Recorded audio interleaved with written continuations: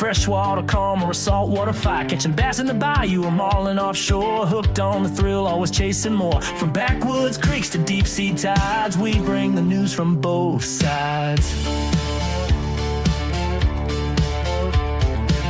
Now flip the switch, it's blockchain time. Crypto surging, follow the climb. Bitcoin buzzing, altcoin waves. DeFi dreams and NFT caves. We track the trends, break down the talk. From crypto whales to your daily blog.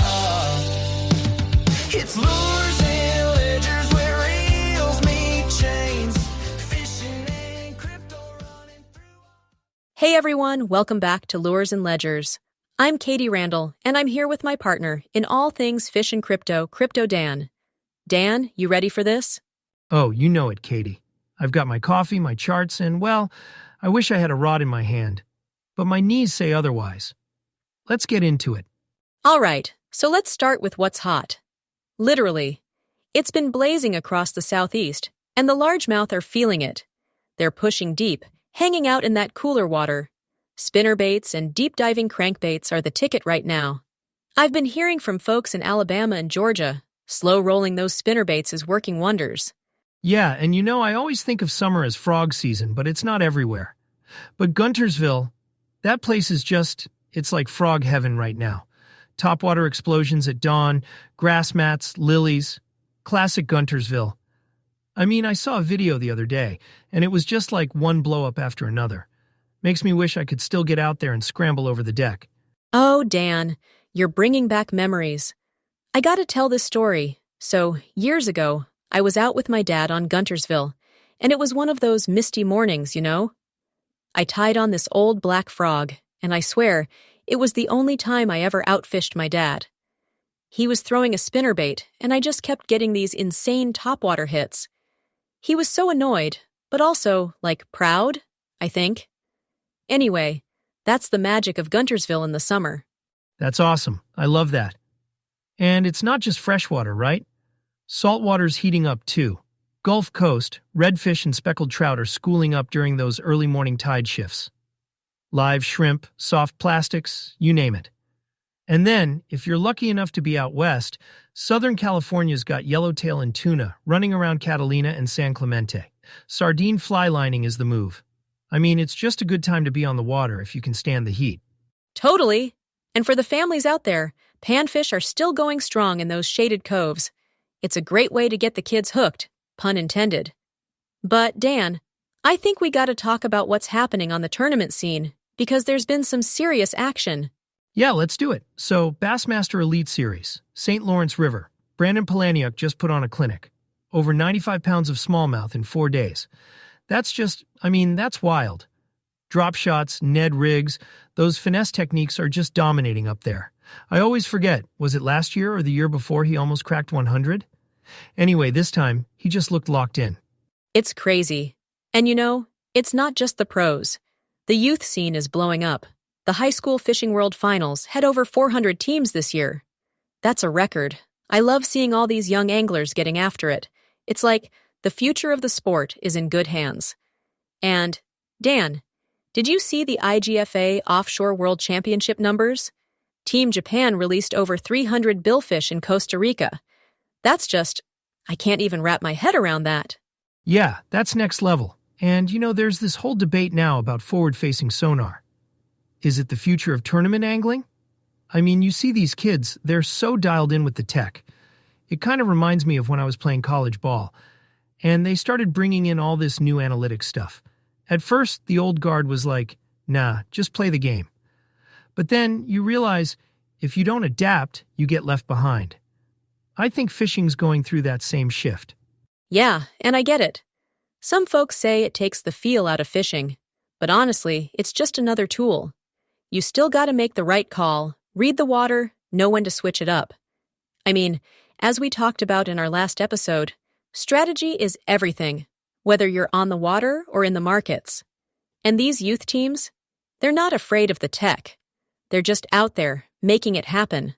Exactly. And, you know, the more I see these young anglers, the more I think the sport's only going to get more competitive. It's like if you're not learning, you're falling behind.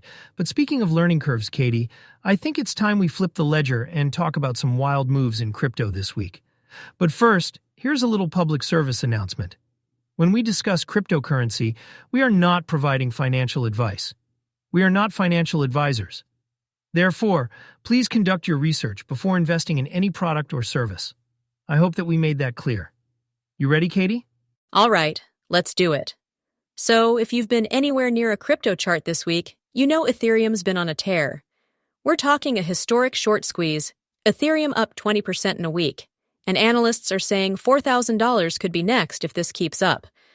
Apparently, if Ethereum jumps another 10%, that's another $1 billion in shorts getting liquidated. That's just wild. Yeah, it's one of the biggest short squeezes in crypto history, honestly. And it's not just Ethereum. Altcoins are starting to move too, but Ethereum is the star right now. I mean, I remember when I first got into Ethereum, it was like $300. I thought I was late. Now, seeing this kind of action, it's a reminder that things can move fast both ways.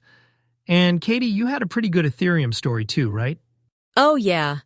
My first big win in crypto was actually with Ethereum. I bought in after a softball tournament. True story, I was still in my cleats. I watched it double in a few months, and I thought I was a genius.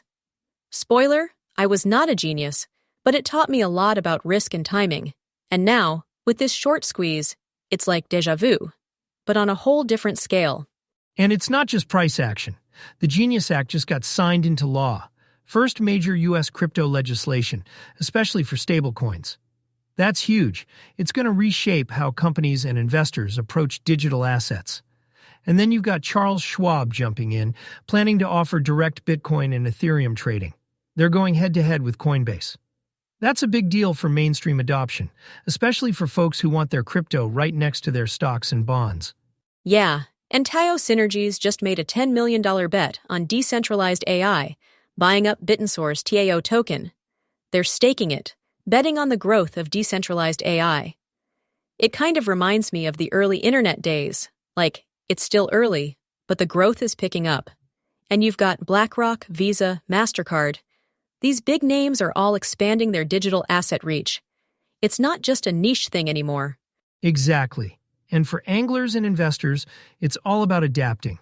Whether you're learning to fish with new tech or figuring out how to ride a crypto rally without getting burned.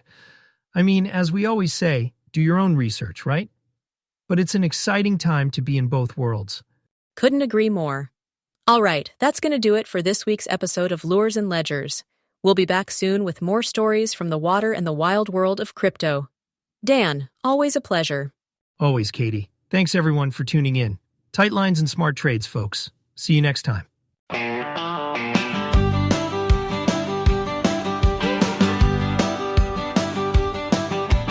Cast our lines, we've reeled them in. From tournament tales to the tackle bin, whether dockside chats or ocean spray. Thanks for fishing with us today. From market moves to the blockchain buzz, we've covered coins and what the future does. Staking, trading, trends to track. Next time we'll bring even more facts back. So like, subscribe, and spread the